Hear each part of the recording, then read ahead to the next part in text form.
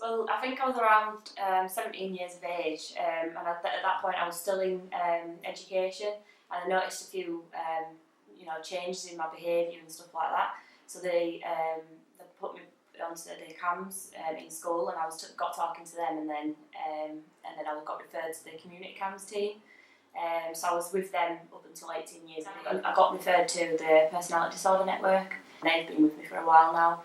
I found it really helpful as well because they can kind of understand my illness in more depth, and because they're specified to my illness, they can pick up the different things and help me to understand it better as well. There was a time last year in June, July time where I spent about 3 weeks in hospital at the Bethlehem Centre, and it was quite new. It was quite scary at first, but it actually was quite helpful because of the containment of it. While I was there, I also met one of the housing people that I could speak to them as well. And then we was talking about what housing would be right for me and what I felt was best for me and stuff like that. But then unfortunately I did make the decision on my own to go back to my old address a few months after that I happened to be in hospital again due to relapse and stuff. But and then I saw another of the Accommodation Gateway people again. And then I got referred to where I am now, which is Octavia House.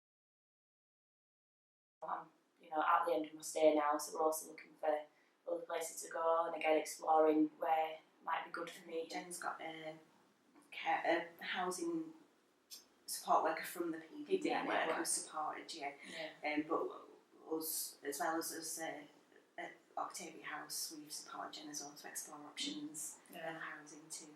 We've explored many different options, as if like going to possibly another hostel, similar to this one, but with a bit more independency. There's also the option of, if I feel it's right for me, getting my own flat. We've also support a package in place as well to help me there. At the time when I was in the Bethlehem Centre, I saw no future.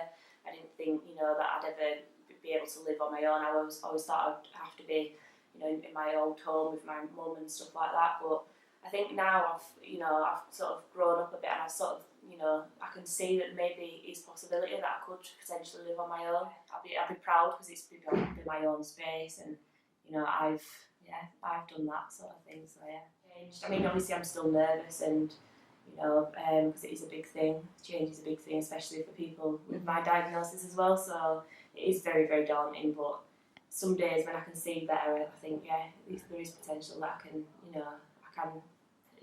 be in a place of my own and still feel okay and stuff.